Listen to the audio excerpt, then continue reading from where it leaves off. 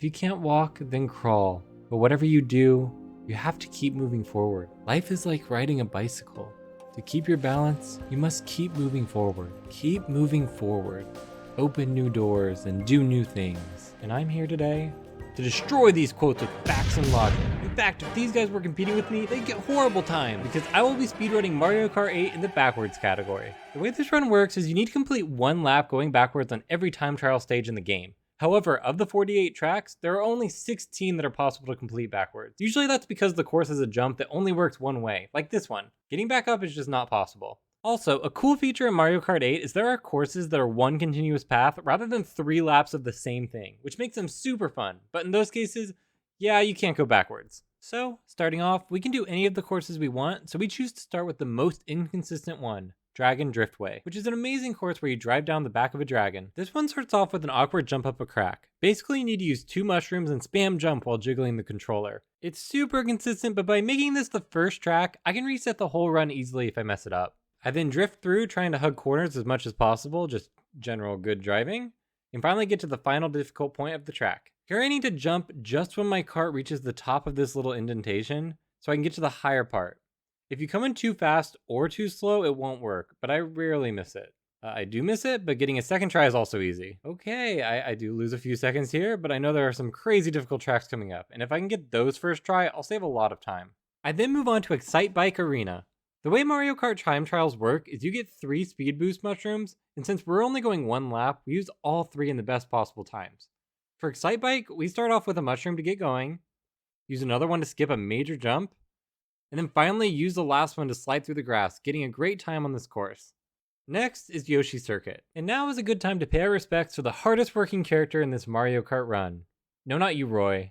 I'm talking about Lakitu. This guy follows us with perfect speed and precision just to tell our stupid meme speedrun brains that we're going the wrong way. If he had his way, he'd probably be wagging a different finger at us. Not to mention, if you do make a mistake, he's right there to bail you out and will even set you in the right direction. Only for you to disregard the help and turn back around. Okay, anyway, let's focus on the run. Here there's a major skip using the mushroom to get through a section of grass. Wait. I'm sick of Lakitu getting painted in this victim light. He's trying to actively kill you. He's dead center of the screen, obstructing your side of the road, but worst of all is the sound he makes. After running this, it's now burned into my brain forever.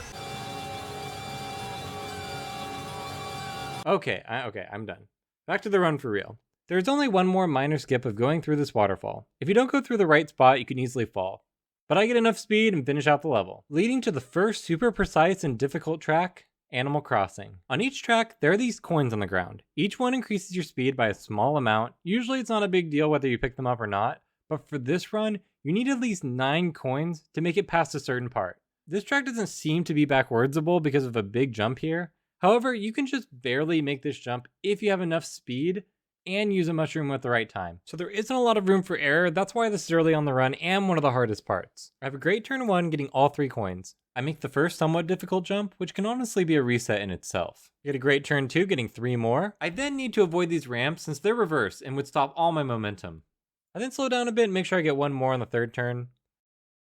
I get the last 2 I need, set up for the jump, and just barely make it. If you miss this jump, it's about a minute time loss, so it's basically a reset. I finish the stage and move on to the easiest stage in the game, Baby Park, which aesthetically is super cool. There's a huge theme park in the background, there are toad guys, and a roller coaster throughout the stage.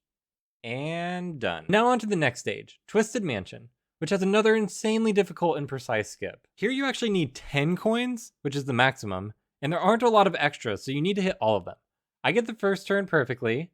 I then take the second slowly so I don't miss any. Next is a small drift to get down this awkward staircase. I then go forward a bit towards the coins. Then you need to turn into the bush and hit the far wall in the corner. If you don't do this, Lakitu will just pick you up in midair and prevent the skip. By the way, if he picks you up, he takes 3 coins, meaning you'll need to reset. I collect my last 2 rings, line it up, and use the mushroom a bit before the jump, which is the only way it will work. And I just barely make it. I'm super happy about it and finish out the stage with a good time. Next, there are 3 stages which each have a great theme and are pretty fun. But from a speedrun perspective, no major skips, just solid all-around play. Mario Circuit, Toad's Harbor, and Donut Plains 3. I get pretty solid times and then move on to the next 3 tracks, which similar story, Dry Desert, Toad's Turnpike, and Moo Moo Meadows, no crazy skips, And I want to spend more time talking about the next track, which is Super Bell Subway. And let me tell you, it is stressful. Well, the beginning isn't, because the only way to complete a backwards lap is by riding a subway that goes backwards. Yeah, makes sense. It spawns at about a minute 50, so the first part of the run is super chill. All you do is collect 10 rings and wait.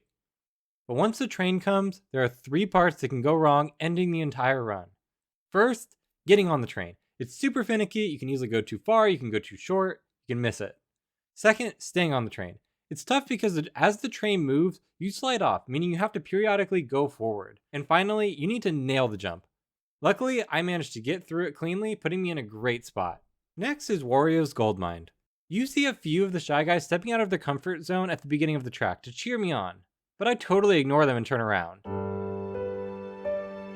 It's also important to note, this track would be impossible, except you can use a mushroom right at this point to get past the break in the stage. I get it on the first try, but fall off right after. I then finish out the stage with a nice time. I then play on the Blockus board game road before moving on to the final stage, Sherbert Land. This stage has some holes that only go one way, forward. And since we're going backwards, if I fall, it's a massive time loss. I still drift right by them and finish the stage, which finishes the run with a 17-minute, which is super solid. And if you want to see me stand up out on my chair and endure week-long back pain, put on some sunglasses and check out my super hot VR speedrun.